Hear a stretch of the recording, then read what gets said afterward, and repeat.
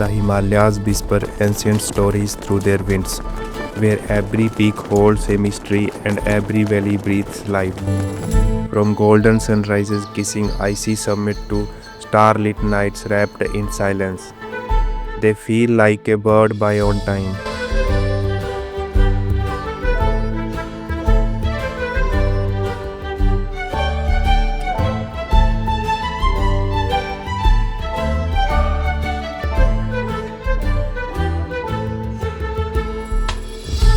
In these mighty mountains, rivers are born, cultures thrive, and every path leads to a story waiting to be lived.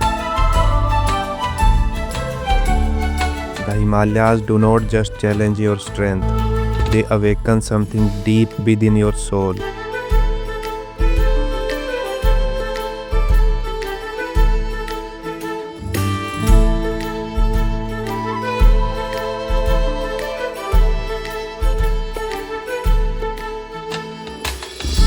Himachal Pradesh के सिरमौर जिले में स्थित Churdhar peak Shivalik range की सबसे ऊंची चोटी है, जिसकी हाइट 12,000 फीट है।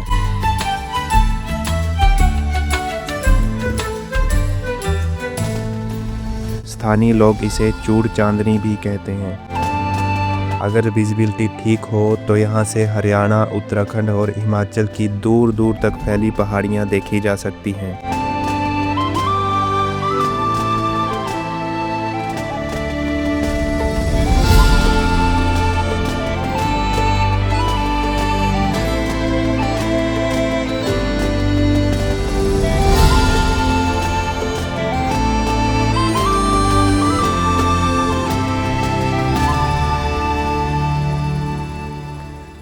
लेकिन इस मंदिर तक पहुंचने के लिए एक कठिन यात्रा करनी पड़ती है।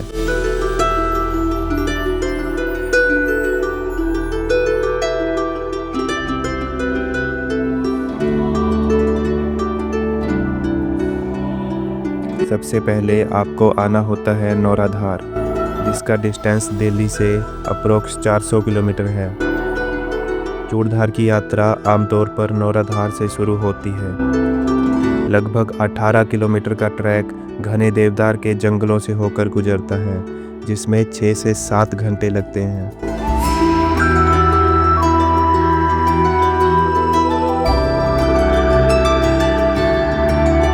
और एक रास्ता चौपाल से होकर भी जाता है, जो कि 8 किलोमीटर का है, लेकिन वो रास्ता काफ़ी कठिन है, इसलिए उस रास्ते से काफ़ी कम लोग जाते हैं।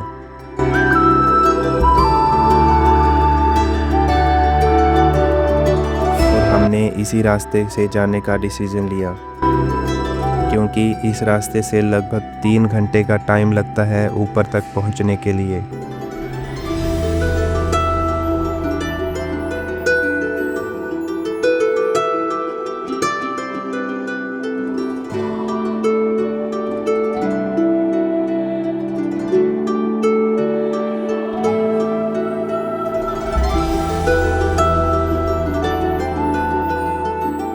स्टार्ट करने से पहले मैं मन में सोच रहा था कि 8 किलोमीटर हम 1 घंटे में पूरा कर लेंगे, पर मैं ये नहीं समझ रहा था कि 3 घंटे भी वो लोग बता रहे थे जो यहाँ के लोकल हैं।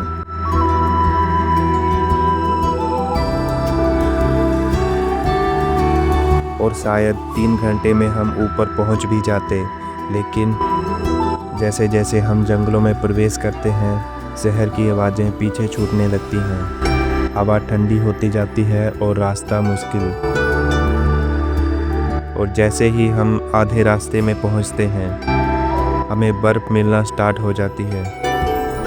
और हम सभी जानते हैं कि बर्फ़ में चलना ही कितना मुश्किल होता है, और यहाँ तो हमें ऊपर चढ़ना था।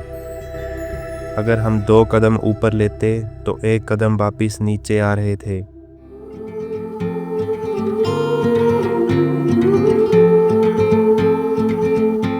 बारह 12,000 फीट पर ऑक्सीजन 30 to 40% कम हो जाती है। हम पूरी तरह से थक चुके थे। ऑक्सीजन कम होने के कारण हर 100 मीटर के बाद रेस्ट लेनी पड़ रही थी।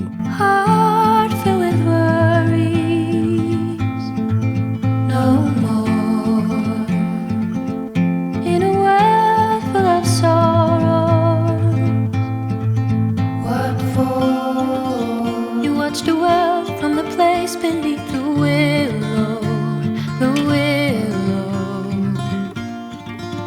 So many years, too many tears on your pillow, on your pillow. फिर हमें अपनी गलती का एहसास तब हुआ जब हमें समझ आया कि हम रास्ता भटक चुके हैं। हमारी गलती ये थी कि हमने ओवर कॉन्फिडेंस में ट्रैक शाम के 6 बजे स्टार्ट कर दिया था। अभी भी हमें ये सोचकर कि रात के 8 बजे से पहले हम ऊपर पहुंच जाएंगे, पर रात के 9 बजे भी हम ऊपर नहीं पहुंचे थे। 15 मिनट और लगेंगे। अंधेरे रात में को हम वाइट यहीं पे स्नो stay के करेंगे। अलावा कुछ भी दिखाई नहीं दे रहा निकलेंगे था। सुबह 6 बजे महादेव के मंदिर की तरफ।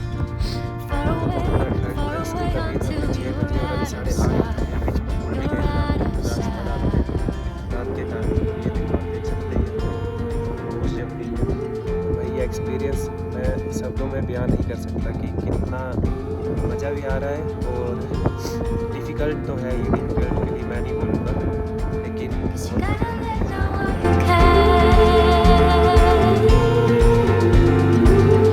Don't look back, don't forget, you gotta live now while you can.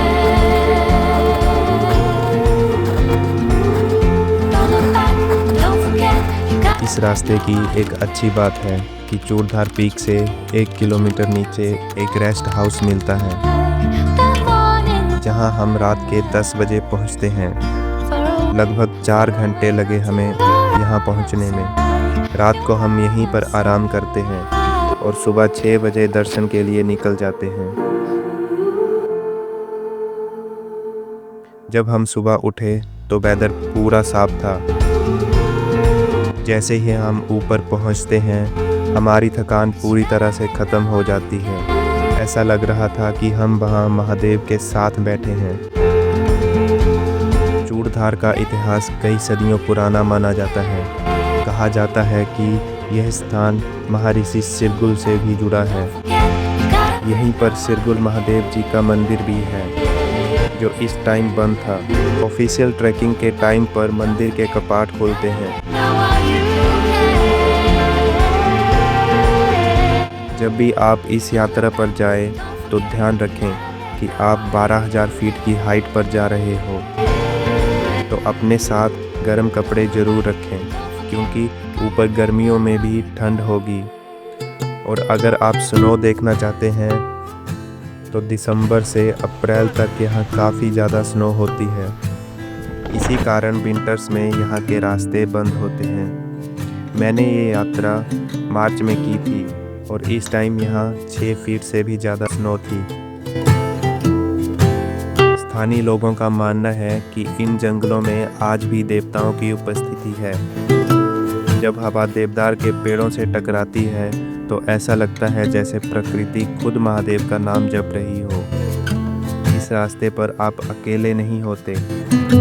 कई लोग दूर दूर से यहाँ आते हैं। कुछ लोग सिर्फ ट्रैक के लिए और कुछ महादेव के दर्शन के लिए। लेकिन इस यात्रा में सबका लक्ष्य एक ही होता है। यहाँ पहुंचकर आप देखते हो भगवान शिव की लगभग 18 फीट ऊंची मूर्ति, जो पूरी घाटी पर नजर रखती है। यह दृश्य सिर्फ एक मंदिर नहीं, यह एक एहसास है, एक ऐसी जगह जहां इंसान खुद को प्रकृति के सामने छोटा महसूस करता है। कहा जाता है कि जो भी सच्चे मन से यहाँ आता है, महादेव उसकी मनोकामना जरूर पूरी करते हैं। यहाँ खड़े होकर जब आप चारों ओर हिमालय को देखते हो तो महसूस होता है कि शायद यही है भगवान शिव का असली घर। स्थानीय लोगों की मान्यता है कि इस पर्वत पर भगवान शिव की विशेष कृपा है। यही कारण है कि हर साल हजारों श्रद्धालु यहाँ कठिन यात्रा करके आते हैं।